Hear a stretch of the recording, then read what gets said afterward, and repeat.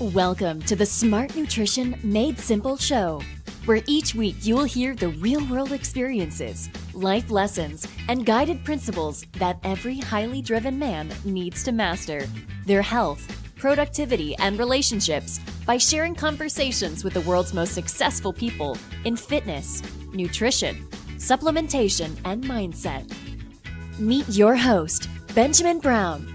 He is a fitness and nutrition expert, consultant to Fortune 500 companies and world championship sports teams, a husband and father of 3, and has been helping men transform their physiques, optimize their energy, and own their fatherly mission since 2005. Thank you for joining us today, and without further ado, let's jump right in. Hey, what's up, guys? Welcome back to another episode of the Smart Nutrition Made Simple show. Today, I am sharing an interview that I did on my buddy Jay Campbell's podcast, the TOT Revolution podcast. And we did this a few months back. It's actually several months back, talking all about metabolism, all about metabolic flexibility, metabolic adaptation, and essentially why it's a really, really bad idea to simply significantly reduce your calories and increase your exercise, and how we essentially back ourselves into a corner when we do that to any aggressive degree. And so we talk about the nuances of the metabolism, why it's important to fluctuate your calories on a daily and weekly basis, to fluctuate your type, volume, and intensity of exercise based on how you're feeling, time of year, and all of those good things. And so I know you're going to really enjoy this one. I feel really good about the information that I shared here. However, the caveat is in the beginning of the show, Jay and I talk a bit about why we decided to remove the Complete Essentials from the market. The Complete Essentials is our all-in-one workout product. And I'll remind you, this was several months ago. Since then, a lot of things have transpired to the degree that the Complete Essentials is now officially back on the market. And in the interview, I share that it really was something that I wasn't effectively leveraging my time. And I wanted to be in a position to help more people. And the way that I was doing that was through my coaching, which didn't leave me a lot of time for the Complete Essentials. And I didn't feel like I was doing justice to the product and to our customers. However, since that time, we've plugged in a bunch of new processes, and we've been able to now get our product up on Amazon. So the Complete Essentials is now going to be on Amazon. There's a link below in the show notes, and it should be available for Prime shipping in the next few days. And also through our website, bslnutritionshop.com. So with that said, I'm really, really excited that the product's back on the market. Again, we've been able to do this in a way that we're really going to be able to leverage, scale, and grow moving forward. That also allows me to continue to practice my passion, which is coaching other individuals in nutrition, health, and fitness. And with that said, I hope you guys love this episode. I'm confident you will. All about metabolism. Hey guys, what is going on? It's Jay Campbell, of course, the author of a bunch of different books. And I'm joined today in studio by second-time person is all I could come up with, Benjamin Brown of BSL Nutrition. Benjamin, what's up, brother? How are you? What's up, buddy? Thanks for having me back on the show. I appreciate it. It's awesome to have you, man. I love you. Your information, your intel is incredible. I've been on Ben's podcast now a couple times. The second one I don't think hasn't run yet. It was really, really good, but I'm always really excited, enthusiastic to have him here. And we're going to go really, really deep on nutrition stuff. I mean, Ben is just an incredibly knowledgeable and resourceful dude, and he knows so much about the world of nutrition and just what's going on in that industry. But before we get there, I kind of want to just transition by saying, where should we share similar paths in that, in the last 3 years, Benjamin has an awesome company and an awesome product, which I actually use in the supplement space. And he's kind of transitioning out now, not kind of, he is, just as I did for my business partners, Josh and Jim, with Optimized Life Nutrition. So, let's talk a little bit about that, man. Talk about that transition so that, you're not technically so much as involved in the supplement space now as you are, Sure. You and your brand. Sure, absolutely. Well, it's always an interesting learning process, Jay, as you're aware. And the reason I got into it was I had the opportunity to create a product that I thought was going to help, that has, helped a lot of people in various ways. And Sure. you can think about that however you want. But the reality of the beast is, my mission has always been to help people in, as much as possible. And the creation of the supplements, we created an essential amino acid powder. So you can think about it as like an all-in-one workout product that you take before and during and after your workouts, or before and after, or however you want to slice it, that helps improve recovery and energy during your workouts and muscle fatigue and all of those things. And while it was a great product, the reality of the beast, and what a lot of people don't realize about the supplement industry, is one is it's a lot of smoke and mirrors. And a lot of the products in the market, and I'm not here to call anyone out by any means, it's just the reality of the beast. And so a lot of the products on the market are terribly low quality, low cost raw materials that then products mark up exponentially so that they have high margins, so that they can actually make money. But what you realize very quickly if you go into the supplement industry, which I would caution people to, I think there's a time and a place, but if you've gone down that road, or you're thinking about going down that road, or just so you understand, is if you're actually putting good quality raw materials in your products, then it has a significant cost behind it. Yes. And there's only a certain level of what people are willing to pay. And so oftentimes it all depends on what those margins are. What's your cost versus what your customers are willing to pay. And really the bottom line, and there's multiple factors that went into it. One is just the fact that I want to do what I love. I want to help a lot of people. And I think I can help more people by working with them directly than by selling a supplement and spending all of my time on that product and selling that product. And then the second thing is, at the end of the day, again, full disclosure is my business partner and I, we decided right off the bat, like, we didn't want to bring in investors. We had such a good quality product. Our cost was very high relative to the majority of the products on the market because it was such a comprehensive product. Therefore, our margins were relatively small compared to other products. And the only way for our product to grow was to doing a substantial volume. Which we were building up to doing more and more volume year after year. But, with that is we just didn't have a whole heck of a lot of working capital. So we couldn't roll out new products. We were limited to somewhat smaller runs. And so those are all of the things that people don't realize are factors. And then, of course, it's all the marketing game and companies hiding behind proprietary blends. And we were, right off the bat, that's the nuts and bolts of it. It's a tough industry. You can do well, but we decided that while we didn't want to wait another 3 or 4 years to really roll out more products, we made a strategic decision to kind of cut our losses, and we were profitable, but just to say, look, this isn't the direction that we want to continue to go. Well, you said, and I applaud you first off, because again, the people that know my story, and I haven't shared it very much, if at all, other than, to people like you and in my inner circle. And I'll be very open about it right now. I left Optimized Life Nutrition officially in June of this year. And same as you, dude, we had been 2.5 years into the product and the businesses and everything like that, and made an absolutely award-winning nootropic product, but like you, also had incredibly high-cost ingredients. And so, everything you just said resonates very deeply with me, because I understand the game. It's a hustle. And, I'll be more blunt and nicer than you were.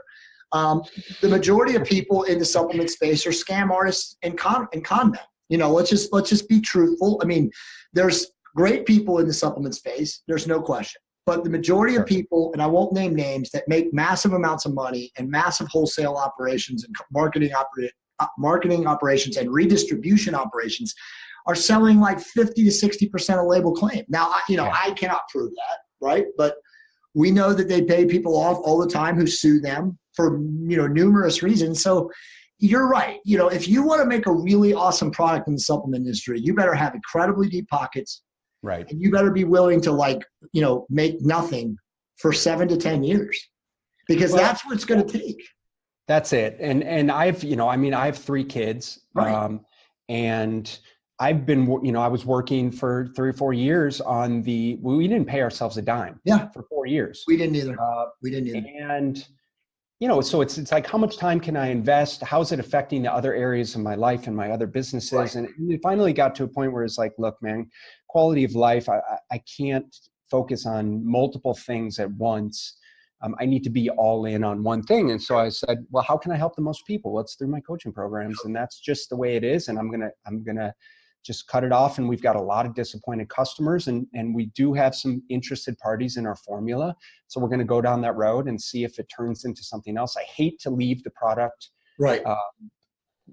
For lack of a better term, sitting in the garage, but, hopefully it will come back at some point. But for the time being is we're moving in a different direction. So, well, again, I applaud you, brother. You're doing the right thing for you, and people ask me, well, why would you want to get out? You guys have an award-winning nootropic. Josh is a great guy. He's got a lot of money. He's a very smart marketer and all those things. And Jim is a brilliant, designer, chemistry mind and stuff like that. I personally love those guys. I did not want to be in a commoditized industry, bro. That's simple. Anybody can create, as you know, a nootropic or an amino acid, or as you know, it's very easy to enter, right? And if you have an Instagram account with a 6-pack, we both know that social media has changed so much of the supplement / marketing space, and I would really actually label them as one thing now. And if you're not both, and at costs or with deep pockets or all of the above, bro, it's a game that you really can't afford to play. Well, it's a great point. And I think it sheds light to what, for me is something that I had to dig deep and find out where my priorities lie and where my values lie. And it really took, I have another business, and I had a falling out with my business partner. And I ended up buying him out, but it was an incredibly stressful time. Yep.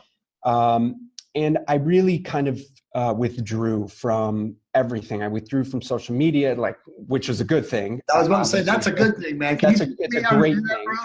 But it also made me take a step back and say, what are the things that I really value in my life? What do I prioritize? What are my non-negotiables? And obviously that's my commitment to my family, to my marriage, to my community, and to helping people. And how can I help people the best? But also, how can I honor all of those priorities while helping the most people? And the thing that was the outlier was certainly the supplement company. And so it just made sense. But I think that's, for people listening, is it's important for you to honor, and if one is establish what your values are and honor those values. What are your non-negotiables in life? Because otherwise you're just, you're working for someone else, basically. Exactly. And you have to do what's best for you, because otherwise you're putting on these stressors that are ultimately going to affect your health, your mental health, your physical health, your emotional health long term. And all of that ties back into our goal to be optimized on your end, right? How do we be the healthiest, most functional human beings possible? For me, I want to live a really long time and be able to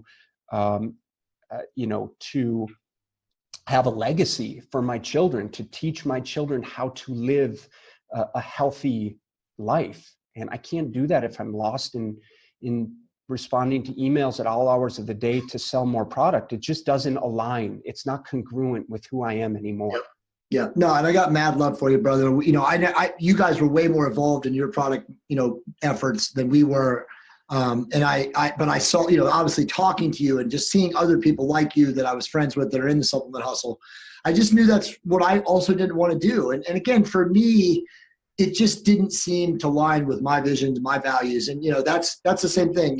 I'm with you. I also have, 3 kids, essentially 2 biologicals and 1 bonus child, and a wife, and obviously, and, other things that I do, other businesses I'm involved with. And you're right. It just wasn't worth it. When I really started looking at Instagram and these other venues, I have a big, active presence on Twitter, but that's it. and then I start realizing, people that we consult with are telling us, well, you got to have that channel and you got to have this channel. Right. It's just like, no, I'm done. I'm out, good for you guys. And so I totally get it, man. And again, I applaud you for doing that, because we do have to align with our missions. That's the most important thing at the end of the day, always. 100%. Cool. So here's the discussion points today. We're going to go deep, and we could go a bunch of different ways. I know I'm going to fire you up in one way, but I won't start firing us up, because I do want to talk about dieting strategies and metabolic resistance and the ultimate, which normally happens with most people who quote unquote start diets, is failure. Excuse me. Talk a little bit about all of those things to start this off. Well, that's obviously a super broad topic. I think it's important for people to understand. Why don't we just lay the foundation a little bit here when we talk about, and just talk about metabolism here. And really the metabolism is this adaptive and reactive mechanism that the body has in place. And essentially what it is the way I like to think about it, it's our brain communicating with other areas of the body to facilitate certain responses, right? So the brain is communicating with the liver and the digestive system, and those organs are communicating with our pituitary and our hypothalamus and our gonads and our adrenals, right? And it's sending signals to the body to initiate certain responses, whether it's facilitate more carbohydrate digestion or fat or protein digestion and assimilation and absorption, or stimulate the adrenal glands to start producing more adrenaline and cortisol. And so all of these things. And so when I say that the metabolism is this reactive and adaptable mechanism, essentially you can think about it essentially like a thermostat. Right. Is one way that I like to think about it, in terms of you get too hot, the brain signals the AC to kick on and it cools things down. You get too cold, it kicks on the heat and warms things back up. With that said, I think that there's a lot of things that we do from a dieting standpoint that, for lack of a better term, piss the metabolism off. Because for sure, the metabolism doesn't care how good, how you want to look good in a swimsuit, right? It doesn't care that you're preparing for a physique show. Right. It just doesn't, it cares about survival. And these are the things that are fundamental in our DNA, is to experience periods of feast and famine and hunger. And hunger is a sign that we need to be searching out for food. So it's a way that we survive. And so how do we fuel the brain for survival? And so what happens here is, and this is a good example because we're by the time this comes out, we'll have just jumped into the new year. And a lot of people are ready to start their 2019 New Year's plans, right? And so what does that mean? Well, typically it means that we are going to start exercising more and we're going to start eating less. Right. Okay? Now, in a short period of time, that may not necessarily be a bad thing, but what we know is, and this is dieting in a nutshell, right? Exercising more, eating less. We're creating a tremendous calorie deficit. Right. But what we're not factoring in is the hormonal response. Yes. And that's part of that metabolism. And so what happens is we end up, remember, the metabolism is essentially like a thermostat. We end up pushing it, or a pendulum, you could think about it like that. We end up pushing it too far in one direction, and what happens, right? So we start the new year, we start our new exercise, we just join the gym, or we rejoin the gym, and we start our exercise program, and we go on our low-carb diet, we go on our keto diet, we go on our I'm doing Whole30. Okay, cool, whatever. But ultimately ends up being very low calories. Right? So what happens is we create this massive discrepancy between our calorie intake and our hormonal output. And essentially it's pushing the metabolism one way. It can only last for so long before the metabolism is like, hey man, I care more about survival. I need nutrients. I need calories. You are going to start getting really freaking hungry. You are going to start craving some carbohydrates. Your energy levels are going to start to drop because we want to conserve energy.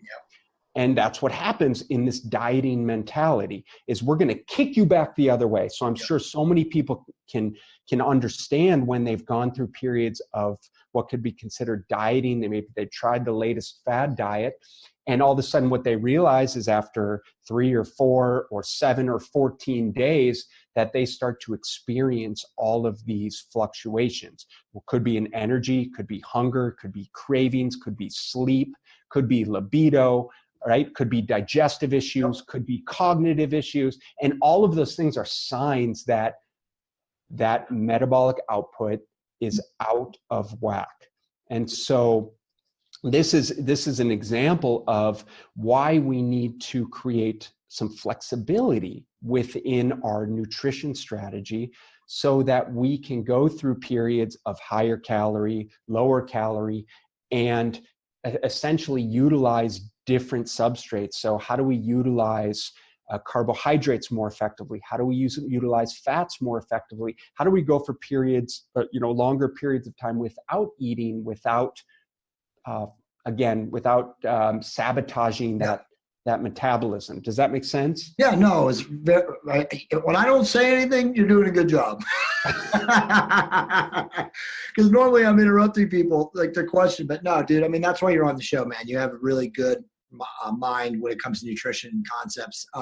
But let's take it a little bit deeper or go a little bit lay. So the next point we have to talk about is kind of metabolic flexibility, right? So, now, right. Yeah. Well, go ahead. I was just going to say, discuss that in the realm of what you were just talking about, like it's the beginning of the year, right? Yeah. So as we're talking about, okay, people are jumping on the exercise, low calorie bandwagon. Right. I'm going to go out on a limb here and say that jumping into an aggressive exercise program is possibly the worst thing that you can do. For sure. And so the reason I say that, and I know that's an aggressive statement, and obviously it's very contextual, but the reason I say that is because the majority of what we can get accomplished from a weight loss, from a fat loss standpoint, is through our nutrition, through our lifestyle, through Correct. our nutritional behaviors. Is how do we regulate? So the best way to regulate fat loss is through a caloric deficit, but also through hormonal balance. Right. Okay, we can't lose sight of that factor. It's because what happens when calories and hormones are out of balance is then we start to experience those hunger, energy, cravings, sleep issues, libido issues, which so many people do experience. Yep. And so instead of looking at, well, why would I start doing things that are going to, let's say, upregulate metabolic output? So when I start exercising, let's say I've been relatively sedentary. What happens when I start doing things that are going to speed up the metabolism, like starting to exercise or starting to exercise aggressively, right? What else escalates is my hunger. Yep. And so we start exercising, but we're also getting massively hungry. Well, that's obviously not a great thing because now we're consuming more calories or we're getting more cravings or we're experiencing more hunger or things like that. So rather than focusing on jumping into an aggressive exercise program, I believe that a lot of people would be better suited focusing on their nutritional behaviors, their lifestyle behaviors, the things that help us manage that hormonal output. And by managing that hormonal output, we can help naturally create more of a caloric deficit. So let me give you an example, and then I'll talk about how this relates to metabolic flexibility. Sure. And essentially, when I'm talking about metabolic flexibility, Jay, all we're talking about is the body's natural ability to undulate between, essentially, we'll just say carbohydrates and fats. And then, of course, there's going to be some proteins in there. And if we're talking about, some ketogenic amino acids, so the body has the ability to function off of fat as fuel. But primarily, we're working between this fat burning and this carbohydrate burning, right? It's just how we function. So when we're typically lower intensity exercise, then we're burning more fat. as rest. And of course, it's highly individualized. And if we're doing more intense physical activity, then we're utilizing more carbohydrated fuel. Right. Metabolic flexibility is just the ability to jump between these two, depending on the demands, depending on energy demands, depending on the environmental demands, depending on the stress demands, things like that, right? Yep. Totally. And I believe that it's highly advantageous to maintain balance within this flexible atmosphere, right? So that we don't get lost down one pathway. And when we focus on one dieting methodology, then it's easy to get too far down one of these pathways. Yes. To the degree that we're potentially compromising our ability to utilize another pathway. If we get too far down the ketogenic pathway and just using fats as fuel, while it can be beneficial, I'm not going to totally, come down on keto diets. I do believe it has a time and a place, but if we focus too much of our time and energy just on that for too long, we potentially lose the ability to metabolize those carbohydrates. Absolutely. Which can be beneficial for us. And by going down that one pathway and having the body just focus on utilizing fats as fuel, then we're essentially blocking our body's ability to utilize those carbohydrates, or we're just down regulating that enzyme activity to utilize carbohydrates as fuel, and vice versa.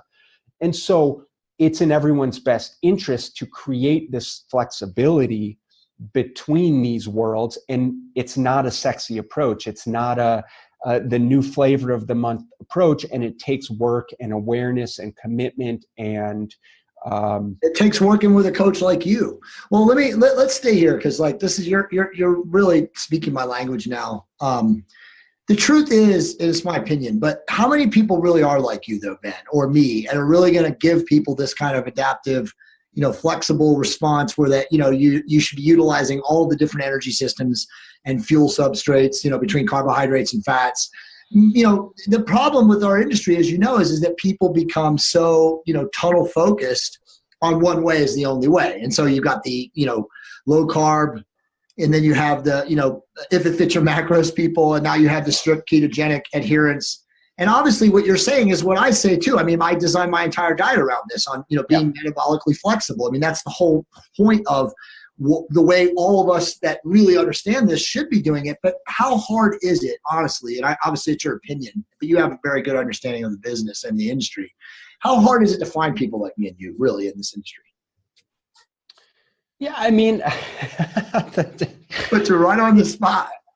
I think that it takes a coach who's been in the industry for quite a while. And it's interesting because we get two different spectrums, because we get a lot of people that are so rooted in the research and spit certain methodology. You got to study for that, Ben? Yeah, exactly. Just based on what the research says people should be doing.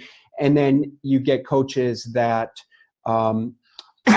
excuse me, maybe don't have the experience or are just in the anecdotal evidence. And it does take a bit of a combination of both. But I would say more importantly is finding someone that's worked with a lot of people over time, has experimented with things themselves, and then can obviously individualize a plan based on, because there's so many factors at play. So just take away this terminology, take away this whole, I feel like metabolic flexibility is a confusing,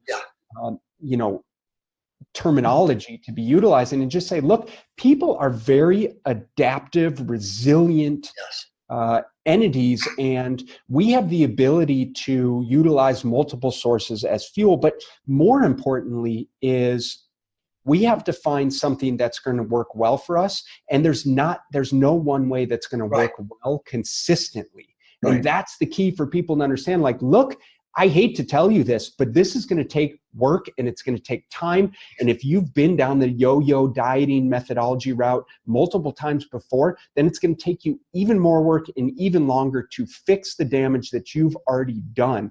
And while I applaud you for committing to certain things and wanting to improve your health and your weight and your fat loss and all of these things, the reality is you have to be putting in the time and the energy consistently and doing the detective work to figure out how to, fuel yourself effectively, just depending on what's going on in your life. And that's what we teach our clients to do. Is you can go keto for a while. That's totally cool. But what happens when Christmas hits, right? And there's just shit everywhere. Excuse my language. No, it's true. No, it's true. It's been like that in my house the last 6 days. Me too. And it's about, it is. It's so, but that's the thing, man. It's how do we understand how to function around that without just throwing everything, right.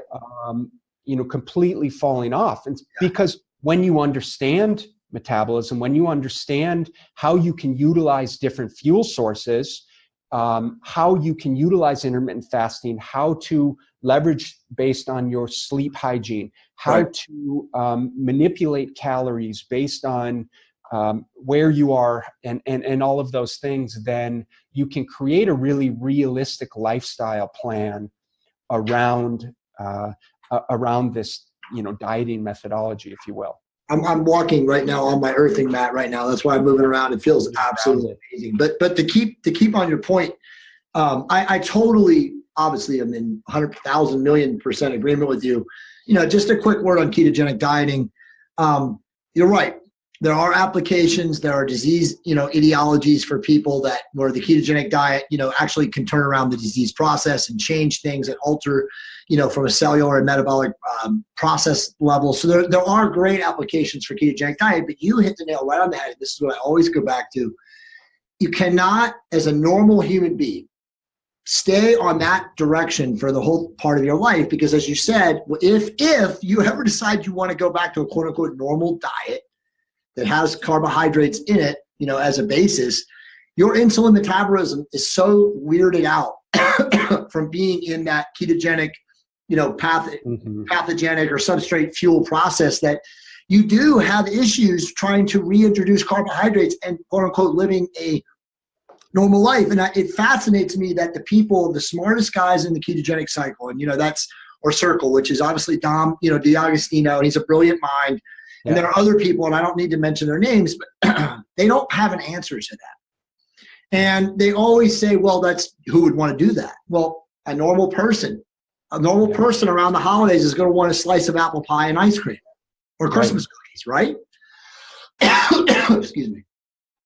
That's what bothers me is that so many people who cling and stick to, this adherence to their one-size-fits-all philosophy, when they're hit with what you're talking about, what I'm bringing up right now, is that they don't want to accept that way is not the only way. And again, I get, that Dom's a brilliant researcher and he's a great lecturer, and I've never had the pleasure of meeting him in person. I've been at his lecture, on one of his lectures. I was in the audience, but and somebody told me he was at A4M. I didn't see him. But anyway, bottom line is that I just feel that everything that you're saying is right. You have to work with a coach, someone like yourself, who really understands this game, who's been working with multiple clients, patients / athletes, performance people, who can, give someone a lifestyle that they can adhere to, right? Because that's ultimately what matters, is adherence. We both know that any type of extreme diet, regardless of what it is, if you're not coached by that rightly by the person giving you that, which is 90% always people that don't know what the F they're doing, you're going to cataclysmically fail. Yeah. And then you have the rebound and the thyroid issues and all these other things that happen to people that fail in their diets, what we talked about at the beginning of the show. So it's hard, Ben, even with guys like you and me out there today telling people what to do, because the internet is so rife with hucksters and showmen. And like I said, Instagram models with six packs. So it's like really, really difficult for people to find real information today. Yeah, I think that's fair. And even just give everyone, the majority of the fit pros and health pros out there, the benefit fit pros, I love that. Because look, ultimately what people are trying to do is get results. And like I said, the way to get results is, if we're talking about fat loss, which most people are looking for, if they're listening to this or looking to optimize their health and blood lipids and blood sugar and testosterone hormones and Yep. brain health and all of those things. How do I feel the best that I can? Well, one is, again, we got to create a bit of a caloric deficit, and it doesn't have to be consistently, but it has to be periods of time where we're creating a caloric deficit and we're creating hormonal balance. Now, again, I don't care what diet you're utilizing. Right. I encourage people to utilize multiple diets. Just pick one. Yeah. And go for it and see how you feel. Like, Right. what are you experiencing? And then identify with what you're experiencing. And it'll help you create more awareness so that as you move forward in your journey, you're learning what works for you and what doesn't work for you, because you're not me and you're not you, Jay. Yeah, exactly. And so you have to understand that the metabolism, your unique metabolic individuality, it is only yours. Your gut health is only yours. Yep. Your brain neurotransmitters are only yours. So you are going to respond differently to a banana than I'm going to respond to a banana. Yep. You have different gut microbiota that is going to affect your blood sugar differently. And for you, it may spike your blood sugar. For me, it may keep me very calm and stable and satiated. Yep. But you can't know that if you don't go down that road. The beauty of doing that is learning what works and what doesn't work, so that as you move forward, again, you know what to implement at various times, to the degree that, as we were talking about, we just came through the holidays here. Then we say, all right, well, I'll give you an example is I didn't work out much over the last couple of weeks, which is terrible timing coupled with the holidays, but I got a really bad thigh contusion playing rugby a few weeks ago. You're an animal, dude. And I could barely walk. So obviously I'm thinking to myself, stop playing rugby, sir. Yeah, that, but also thinking, all right, how am I going to strategically manipulate my calories and my lifestyle during this period of time? Now, had I been keto, that potentially could have been an option, or it potentially could have been a good time to do it, considering I'm not moving very much, Exactly. right? So we're in a period of time where obviously if I'm not moving much, I want to keep my calories relatively low. And Yep. this is one of the beauties of how you laid out the metabolic blowtorch diet, as I recall correctly, is you've got periods of low energy expenditure and low calorie intake, and high energy expenditure and high calorie intake. And that's a great way for people to think about metabolic flexibility is we just basically cycle through our caloric intake based on our energy demands. It's a great way to keep your metabolism adjusted, as well as keep you lean and healthy and support muscle tissue, but also to support fat loss. And obviously there's varying degrees, but my point is that going into a period of time like this, I can utilize various strategies and not be bound to one thing to the degree that it causes me to just say, screw it. I can say, well, if my calories need to be lower because my energy expenditure is lower, I can intermittent fast for half the day. And I can just stick with 1 or 2 solid meals. And I can say, I'm going to consume primarily protein and starchy carbs. And the carbs that I do consume are going to be, more of the sweets and stuff, but I can have a little bit of room for that because I'm controlling some of the other macronutrients. And so it's just a tiny example of there's so many different ways to manipulate your dieting strategies based on where you are. If you're traveling, what's the time of year? Is it winter? Is it summer? What's going on with your sleep levels? If you sleep less, you're going to be more insulin resistant. You're going to crave more carbs. Maybe that's a time where I need to feed you more consistently throughout the day to support blood sugar levels, because invariably it's going to be thrown out of whack because your sleep sucks and you're traveling a lot right now. But that's not a bad thing because we're still managing your total caloric intake. And so it's just a broad example there of there's so many different things that we can do if you're metabolically flexible. So dude, amazing intel. And I get pounded by people who follow me and, quote unquote fans or followers or whatever you want to class them, because they always like, Jay, you bring on these amazing experts and then you never hit them, between the eyes and, lock them down and ask, well, what would they do in that specific situation? So I'm going to ask you, I want you to talk for maybe 1 minute, 30 seconds, whatever, big picture. So right now you have a knee contusion or a leg thigh contusion from playing rugby. If you were deciding over the next 2 months that you wanted to get your body fat into single-digit body fat, which I know you're already close, but would there be a preferred strategy that you have, or would it just be pure metabolic flexibility? Well, within that, so let's just talk about it. Sure. So let's say we have someone, and okay, fine, me for example, but let's say someone that we're considering to be metabolically flexible. Like we believe that they can utilize blood sugars effectively, they can oxidize fats effectively. They don't have a ton of fat storage in other areas of their body. I think that's me and you, dude. I think that's like, close to 10%, 11%, 12% body fat guys in their 40s who are in great shape, who know what's going on, who understand all the things that you and I have talked about. I think that's a perfect representation. So go ahead, continue. Yeah, I'm just a really big fan of doing basically eat more, exercise more. So days when my exercise levels are going to be higher, I'm going to support myself with higher levels of calories, and typically that's going to be carbohydrate and protein and lower fat intake. And on my non-exercise days, I'm going to keep it lower carbohydrate. I'm going to do higher fat. I'm going to keep protein high throughout the whole thing. Really very straightforward. But will you fast? Like, will you, on the days that you're low, will you do like a 14 to 15, 16 hour fast optimally? Now I ask that because for me, I do, not because I wrote the book on it, but because I do it because of brain function. Like I know that I have higher BDNF output, and I just feel honestly better when I got a lot of work to push through, and I'm not worried about eating. Does that make sense? It makes perfect sense. Yeah. In a perfect world, yes, I would. However, to be fair, I'm not sold on any benefits of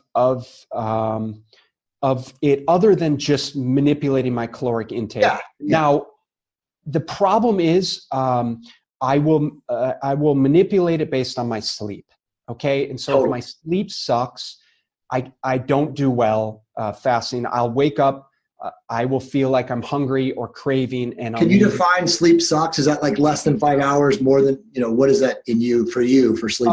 For me, I would say, maybe 6 hours or less, 5 hours or less. But what I know is like my deep sleep is very limited. And I do know this objectively just because I track it from my Oura ring. Awesome. And I know now the things, and this is part of the flexibility and part of working with the client to understand, like these factors are really, really important. Like you can have a perfect plan on paper, but man, if we're not considering what's going on with your sleep levels, then, and I'm telling you to avoid carbohydrates on a given day, like that may be a day where you really need to consume some, low sugar, high fiber carbohydrate, just to keep you satiated, something like that, or just to keep your brain levels functioning. And so I will just base it based on how I'm feeling. It's very intuitive. You and I should do a show on sleep analysis because it looks like you're really dialed into this now. And so maybe we can do a whole show. We'll figure out the bullet points, but we'll talk about based on sleep patterns, how you should change your lifestyle, from dieting. I'll give you one other example is last night, my kids are still in California with my in-laws. And so my wife and I are rolling solo for the next 2 days. That's awesome, dude. Are you guys knocking it out like 3 times a day? Dude, it's freaking amazing. It's freaking amazing. But that's great, bro. We went out for dinner last night, late. We ended up having a late dinner. I ate a lot. That's awesome. And went to bed shortly thereafter and noticed, and I already know this to be true, but my deep sleep levels sucked. I know all that food goes to bed. It's one of the reasons I cut out alcohol from my lifestyle for the time being is because I realized it was not only was it affecting other areas of my life, but just from an objective standpoint, it was definitely affecting my sleep, my cognitive function, my blood sugar. And so these are really important principles because you can have someone on the perfect plan. I got a guy who's, he's one of my clients. He's training hard, he's leaning out, but his sleep is terrible and it's totally thrown our whole plan out of whack because he's getting, just a couple hours of sleep a night. So we got to iron that out before we deal with anything else. We're not even bothering with carb cycling right now. We're just going to focus on the big needle movers, and sleep is a huge one. Well, get them that mat. I sent you the link. Yeah. Tell them to buy that mat instantly. That is done more for my sleep. Granted, very small sample population, but I've done it for 3 nights now. And bro, I swear to God, like I told you before this podcast started, it's completely revolutionized my sleep. It's doing something, the earthing component of it. It must be massively reducing whole body systemic inflammation, because I feel like going to the bathroom is just a normal, you're laying down, you're compressing your liver, you're compressing, all your lower internal organs. And that kind of makes you lean a different way. And so your body has to empty. But when you're earthing, it's doing something to reduce inflammation. So your body doesn't have that response. Cause it's not like I have less volume in my urine. You know what I mean? Like that's what I've measured in the last couple of days. I'm like, wow, I'm peeing a lot longer. So my body is just more restful. Anyway, that's, we can talk about that. But I think I did want you to finish this podcast and talk a little bit about alcohol, because I know you've made it a big mission in your life now to just reduce it, if not eliminate it completely, which I think you have. But I wanted to say, this is a huge point that most people, men especially, struggle with, Benjamin. As you know, as they get older, like they want to do everything else that we tell them to do, but they don't want to give it up. And it's like you get into your 40s and you want a perfect body or a better body or leaner, visible body, lower abs, 4-pack, 5-pack, 6-pack, whatever it may be. But you're not willing to give up the alcohol. And you and I know that's the one thing that completely curtails getting exactly the picture perfect representation that you want. Yeah, I think it can make such a big difference for people. And I'll preface that statement by saying it's what happens when you're consuming alcohol that becomes more of a problem than the alcohol itself. Now, don't get me wrong, alcohol is a problem, especially when consumed at night, especially what it does to blood sugar levels at night. And in my experience, and for me personally, it was significantly affecting my deep sleep levels. But also I've noticed this in client after client after client over the years is they're going to sleep a lot better when they're not consuming the alcohol at night versus when they are. Plain and simple, regardless of whether it makes you feel like you're more relaxed or fall asleep easier, blah, blah, blah, blah, blah. It doesn't matter. It's still going to affect you. But it's everything that comes with alcohol consumption is invariably, for most people, when you're consuming it, it can act as a trigger. Yeah. Right? It can cause you to eat more foods, and specifically the foods that you tend to eat when you're drinking are the foods that are saltier, more sugary, more fatty, right? That are going to contribute more towards fat storage and invariably metabolic inflexibility, or the ability to oxidize those fats, utilize sugars as fuel, because the alcohol itself is such a potent fuel source that the body prioritizes the alcohol over anything else. So if there's you're drinking, but you're also consuming pizza, which is sugar, and fat and carbs, is then you're going to be storing more of those substrates as fat. So it's not so much the alcohol itself, but it's everything that comes with the alcohol. Yeah. And so I really feel, I've been, now about 90 days alcohol free, and I've noticed. Congratulations. Thanks, man. And it wasn't because I had a drinking problem per se. Right. I just felt like, it wasn't helping me move in the right direction. Right. It wasn't helping me become better. Right. It wasn't helping my mindset. It wasn't helping my sleep. It wasn't helping my relationships with my family and my wife. It wasn't helping my business. And so it only seemed logical, especially at this point in my life, when I can look objectively at things and how I want to move forward, it's an easy decision to make it go. Now, it doesn't mean I'm never going to have a drink again. I'm definitely am. Again, I don't feel like it's an issue, but I am very comfortable now with not consuming it, the person that I am without it, how productive I am without it, how I can think clearly. But also, for me, it's just the amount of productive thinking that I can accomplish. Yeah. For me, and again, I'm very outspoken against alcohol. And again, never was people always like, oh, you must have been an alcoholic. No, I never had a drinking problem. My whole life, I've been anti-alcohol just because of the way I felt on it. As an early kid in my early 20s, when I was drinking, or when I learned to drink and get drunk and all that stuff. So I've been away from it for a long time. But I will say, just from the spiritual component, it definitely suppresses consciousness. And obviously that's what it leads to, all these other things. So, regardless of your, spiritual leanings, and I'm not talking obviously religion, just, how you are as a human being and stuff. I feel like if you avoid it or at least minimize it, you will be more consciously aware, and you will be more open to, quote unquote, the law of attraction in the universe type stuff. And I don't want to go all woo on us right now, but I know you and I are very like-minded when it comes to that. So the last point to talk about then would be just your personal recommendation, and do it fast because I want to get you out of here and respect your time. And your 3 to 5 most important supplements that you should take. Obviously, it's dependent on energy. It's depending on your energy demands, what you do in your personal life and all that stuff. But just your 3 to 5 must-have supplements. Yeah. Well, first, and this is definitely non-negotiable, is digestive enzymes. Yeah, absolutely. Specifically one with hydrochloric acid or HCl. This is one of probably the most valuable things I learned from Charles Poliquin after studying from him for years and years and years. God rest him. God rest his soul.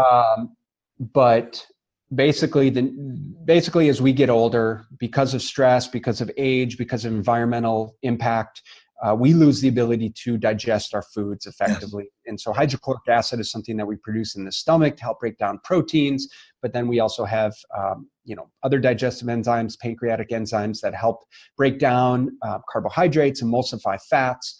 And so, assuming we're hydrated enough, which most people aren't hydrated enough. So one is obviously drinking enough water, but 2 with that is making sure we are taking in digestive enzymes to help break down the food that we're consuming. If we're going out of our way to consume healthy foods, we want to make sure we're actually absorbing the nutrients from those foods effectively. And by the way, one caveat to that. So you are so on it right now, brother. In my interview that I did with Scott Mendelson, they have a really good one that him and Eric Serrano sell, and they sent it to me and everything, and I've been trying it. But he made a really good point, and I wanted to just keep it in there and then you jump right back in, is that if you're a faster, and he is, and a lot of people are now, you go 16, 18, 20 hours on their quote-unquote non-lifting days, non-energy demanding days, you have to take that at night, because your body being 16, 18 hours with no digestive enzymes, nothing going on in the body from a digestive system side of things, really does need those enzymes to best absorb and assimilate the food that you're eating in maybe 1 or 2 meals at night. So I'm glad you said that, because a lot of people who fast are not doing that. So continue. Yeah, I mean, I will say, don't take the HCl. Right. If you have a product that has HCl, you don't want to take that on an empty stomach. That should no, definitely taken with protein-containing meals, because the HCl acts directly on the protein, and there's various strategies that you can utilize. But honestly, man, that has been the most impactful supplement that I've utilized with my clientele. I agree. At this point, it's absolutely non-negotiable. And honestly, after that, at this point, back in the day, I would have recommended a laundry list of products. Yeah. At this point, I don't really care, as long as you are managing some of the other things that we're talking about. But one thing that I found very effective is just consuming a good whey protein, because of obviously the protein in it, and as a means to well, one is the glutathione that whey protein has as a major antioxidant. And one of the things about, if we talk about metabolic flexibility or metabolic inflexibility, a lot of people are experiencing, from an inside out standpoint, is a lot of this metabolic damage, mitochondrial damage. And we need all of the antioxidants we can to offset some of the persistent organic pollutants. And, if we're consuming a lot of meat and we're cooking it to high temperatures, right, we get a lot of heterocyclic amines and HCA, or whatever the other thing is you get from denatured proteins. Yeah, exactly. So we need a lot of antioxidants. And whey protein is a great source of the glutathione, but also obviously it's contributing towards our daily protein intake, which I found is very beneficial, especially when we're talking about working with people within the spectrum of their individualized needs. Simply having a protein shake during the day, if you're busy, which we all are, can be a great tool, whether it's preload towards a meal. If we're going into Christmas dinner, I know I potentially would eat 2,000 calories if I preload with a protein shake. Without a doubt. that may be a tool to keep me consuming 1,000 calories less. Yep. Just simply because it's filling and satisfying. And then let's see, from there, there's really any number of things that we can get into. I would say, depending on the person, fish oil can be beneficial. High quality fish oil, bringing that, omega-6 to omega-3 back into balance.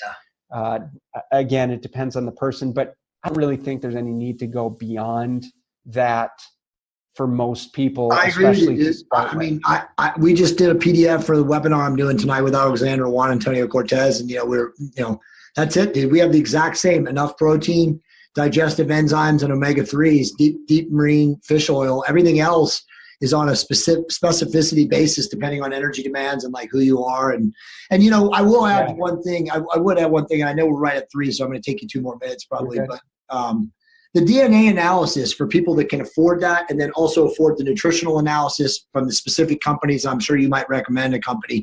I think they're always good to know if you have an allergy or an irritant, or if something just doesn't go well with you, because as you know, a lot of people don't do well with whey protein, but they don't know that. Yeah. They constantly eat it, drink it, and then they're bloating and digestion's poor and blah, blah, blah. So I think with the transparency of today, with everything that we have now at our fingertips, it's better to be aware and to do those tests once or twice in your life than to not be aware and slug through life. I think it's a great point. A lot of people have issues with whey protein, so you got to look at the type. Yeah. So I guess I will say, and to be fair, I don't do well with whey protein. So what I do is hydrolyzed beef protein. Yeah. Yep. And that is non-dairy based, and so for me it's much easier digested and absorbed. So yeah, absolutely. That's a really good point. I will say one other mineral that I would recommend would be magnesium. Absolutely. Yeah. Magnesium is one we're all deficient in. There's various forms of magnesium, and but because our soil's crap, and therefore it's just the minerals are not in our food. They aren't what they were 50 or 100 years ago. Yep. So we really do have to go out of our way to replenish these mineral needs. And so a good electrolyte powder, and a magnesium supplement, Epsom salt baths can be really effective. There's various ways to do it, but I always say glycinate 400 to 800 milligrams for people that are eating carb-based diets, and for people that are eating lower carb fasters, citrate, because it's a natural laxative too. Same dosage, similar dosage. But yeah, dude, you're right on it. We agree. We're on the same exact wavelength. How can people work with you right now, Benjamin? If they want to reach out to you, they watch this podcast, they want to coach with you, or they want to just connect with you on social media, what's the best way for them to do it? Yeah, so social media is at BSL Nutrition, pretty straightforward. On the website, bslnutrition.com, there's a coaching link, there's a contact link. You can get a hold of me any numerous ways. Most important is there's an application process just to make sure that it would be a good fit. I want to find out as much as possible about you, and ensure that I'm the right person to help. And if not, I've got just a myriad of other health professionals at my fingertips, like you, Jay, that are phenomenal if I feel like it's not a good fit. But I would love to hear from you, and any questions that you have, I'm happy to support you. Awesome, Benjamin. As always, man, you're a wealth of knowledge. This was an epic podcast, man. I've never had anyone come in and talk at the depths that you did about metabolic flexibility. I'm going to push this to the top of my funnel, because people really need to hear this in the new year about understanding how they should actually go about, meeting their nutritional requirements, and not to get fixated on a specific dietary pattern or, this, that, or the other. But I thought it was amazing. So again, dude, as you know, I love you, brother, and I'm truly appreciative of you coming on the show today. So thank you. Okay. I appreciate it, man. Did you love this episode of the Smart Nutrition Made Simple show? Then head on over to iTunes, subscribe, and leave a positive rating and review.